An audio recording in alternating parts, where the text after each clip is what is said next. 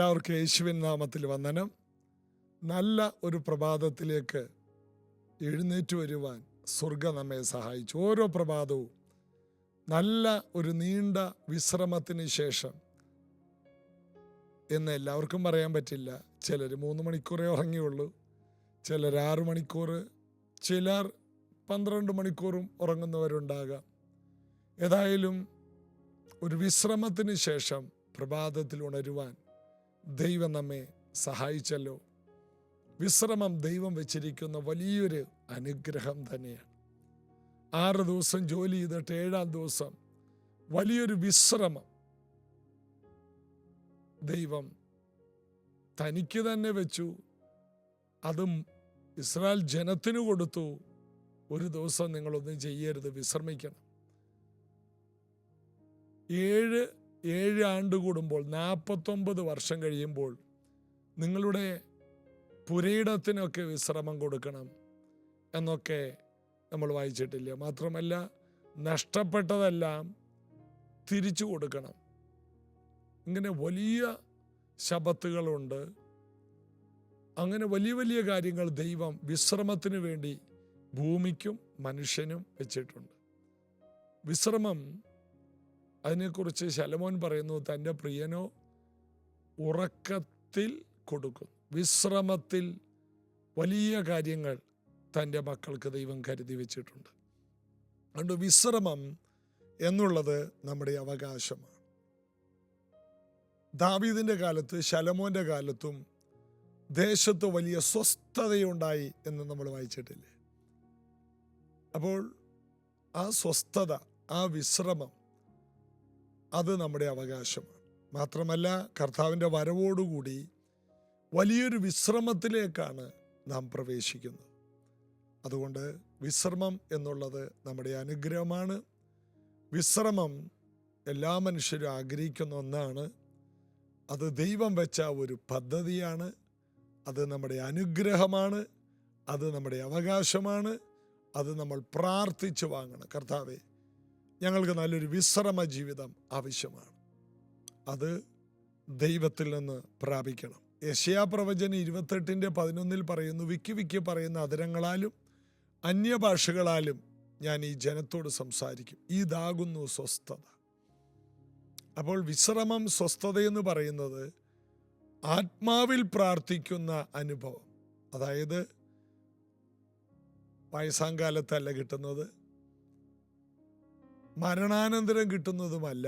പരിശുദ്ധാത്മാവിൽ നിറഞ്ഞ് പ്രാർത്ഥിക്കുന്ന വ്യക്തിക്ക് നിത്യതയുടെ വിശ്രമം ഈ ഭൂമിയിൽ കിട്ടും. അതുകൊണ്ടാണ് യേശു പറഞ്ഞത്, നിന്റെ ഇഷ്ടം സ്വർഗത്തിലെ പോലെ ഭൂമിയിലും ആകണം. അപ്പം സ്വർഗത്തിലെ അതേ വിശ്രമം ഭൂമിയിൽ കിട്ടാൻ സ്വർഗത്തിലെ അതേ പരിശുദ്ധാത്മാവിനെ നാം പ്രാപിച്ച് ആത്മാവിൽ നിറഞ്ഞ് പ്രാർത്ഥിക്കുമ്പോൾ നമ്മൾ അനുഭവിക്കുന്ന അതേ അനുഭവം തന്നെയാണെന്ന് യെശയ്യാവ് 28:11 പറയുന്നു.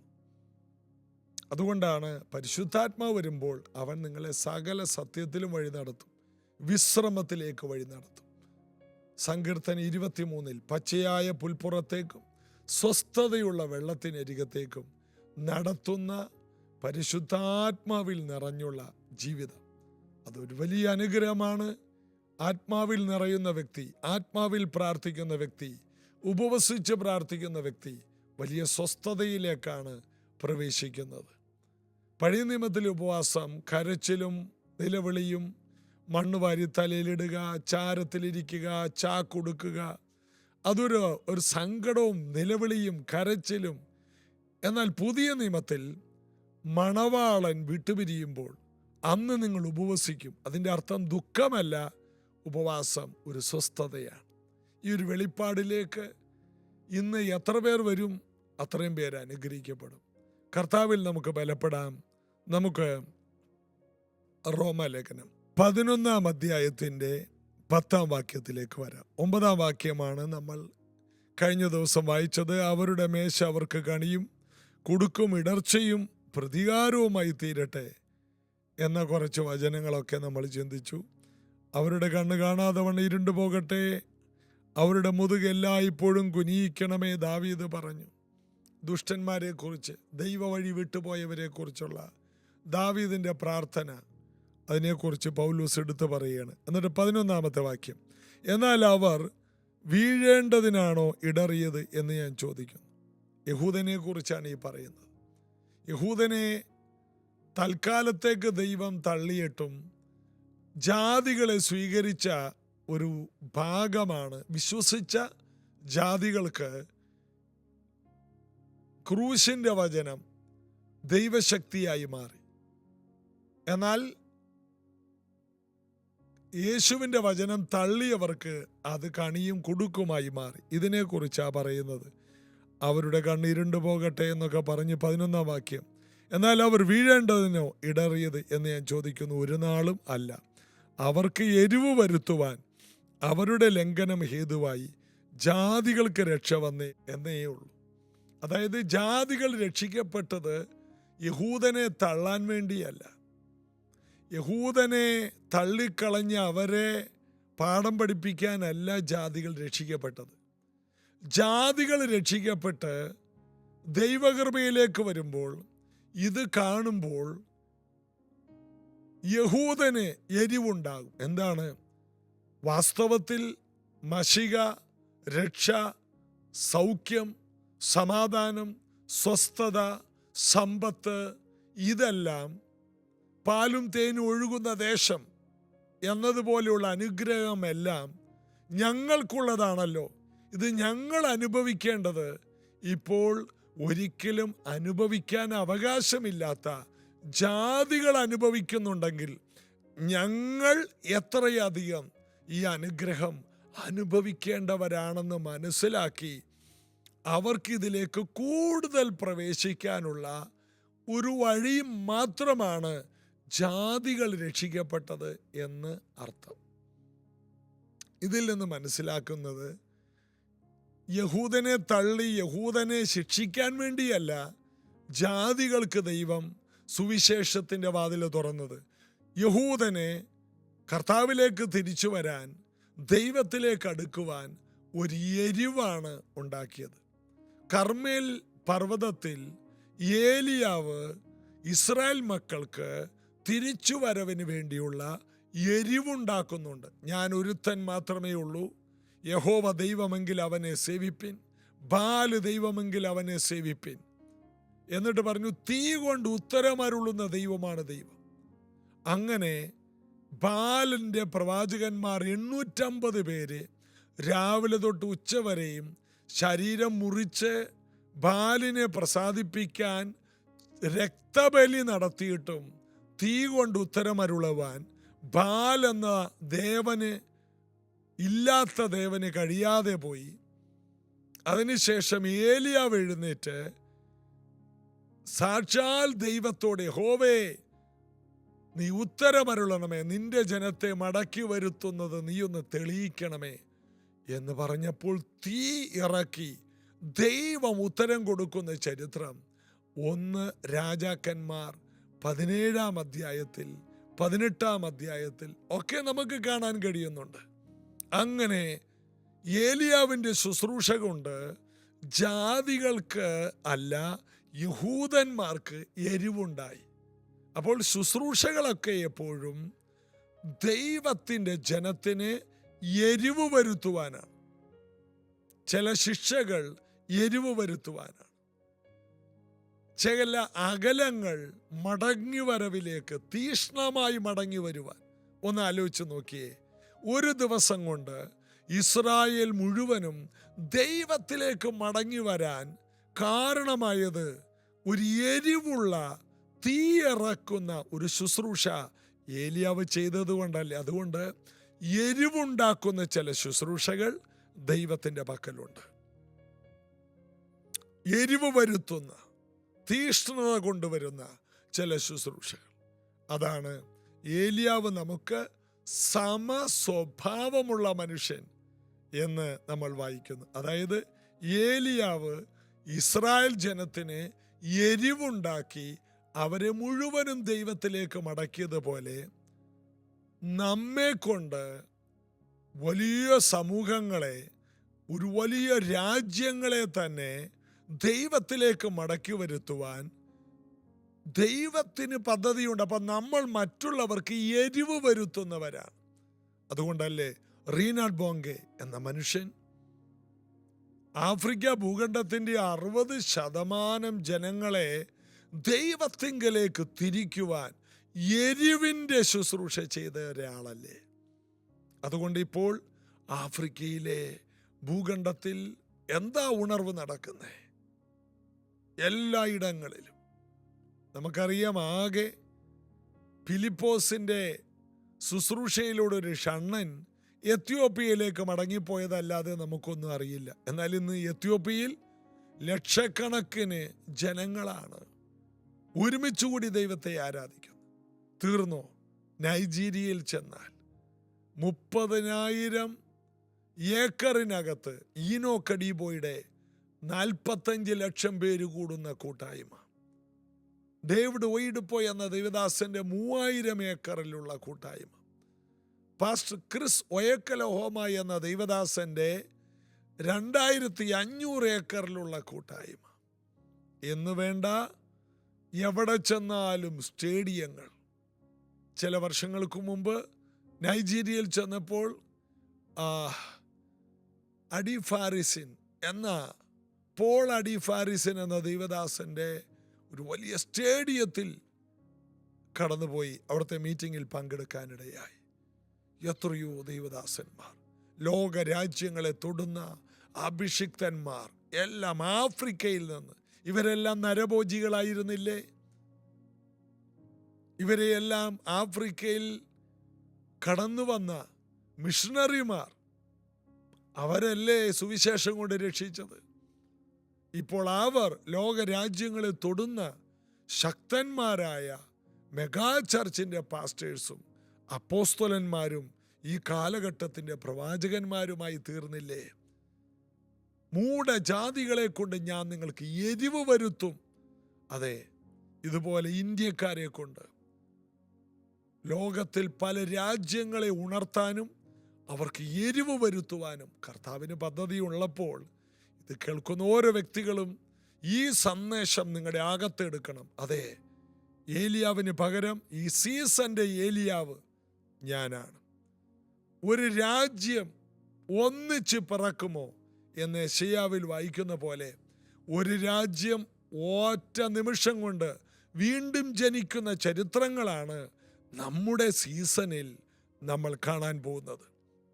കർത്താവിൻ്റെ രാജ്യത്തിൽ വലിയ ഉണർവിന് വേണ്ടി കൊതിക്കുന്നവരുണ്ടെങ്കിൽ ഈ സന്ദേശം, ഈ ദൈവവചനങ്ങൾ കൂട്ടിച്ചേർത്ത് പലവട്ടം ഒന്ന് കേട്ട് നിങ്ങളെ തന്നെ ഒന്ന് ഉണർത്തുക.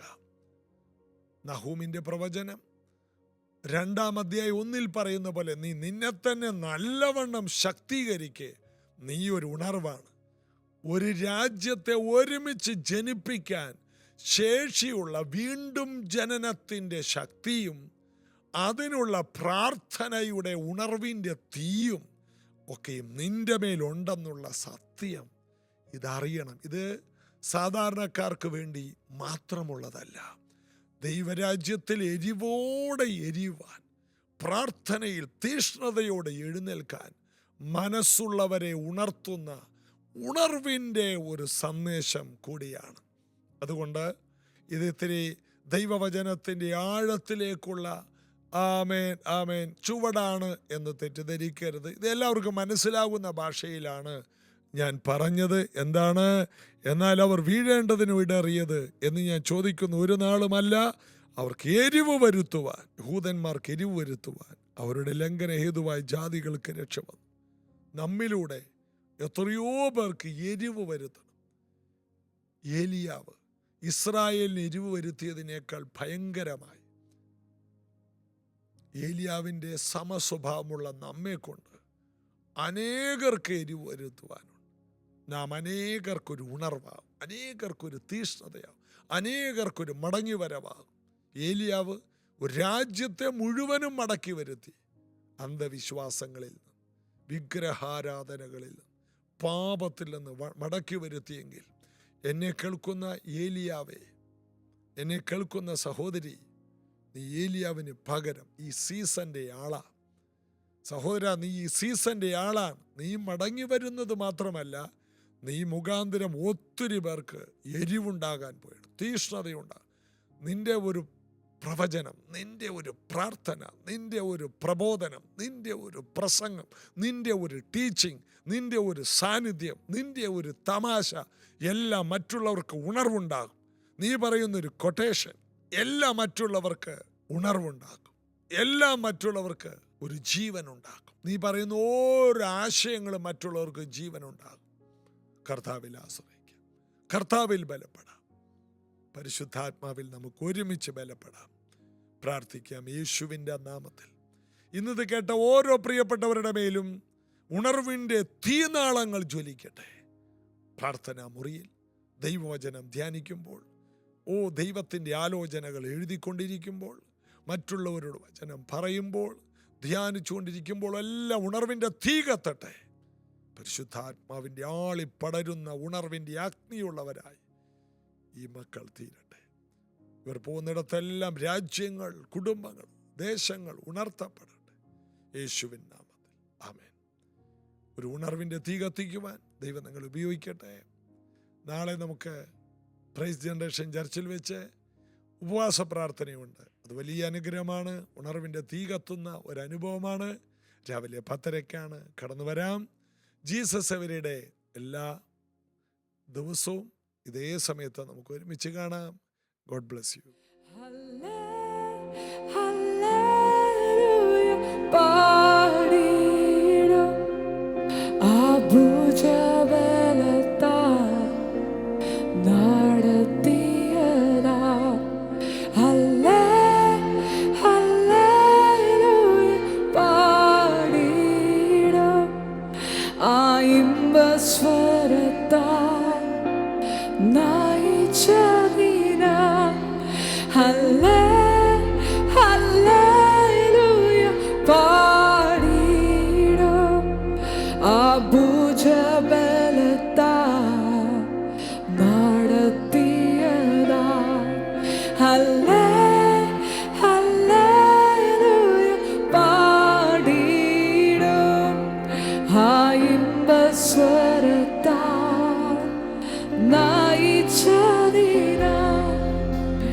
എന്നെ നടത്തും ആ പൊന്നു കരമോ ഒരു നാളിലും കുറുകിട്ടില്ല.